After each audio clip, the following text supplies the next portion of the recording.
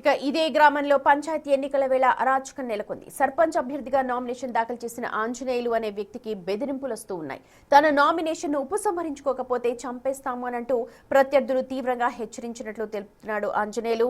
అంతేకాదు వారు తనపై దాడికి ప్రయత్నించి బూతులు కూడా తిట్టారంటున్నాడు. తనకు తన కుటుంబానికి రక్షణ కల్పించాలని కోరుతూ ఆంజనేయులు స్థానిక పోలీస్ స్టేషన్లో ఫిర్యాదు చేశారు. పోలీసులు కేసు నమోదు చేసుకుని ప్రస్తుతం దర్యాప్తు చేస్తున్నారు.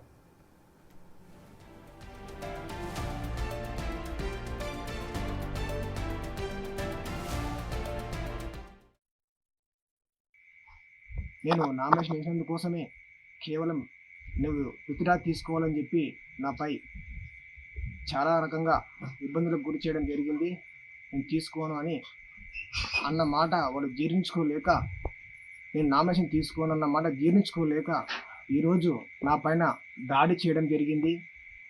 అయితే ఎస్ఐ గారు దగ్గరలోనే ఉండడం వల్ల నేను బ్రతికిపోయానండి.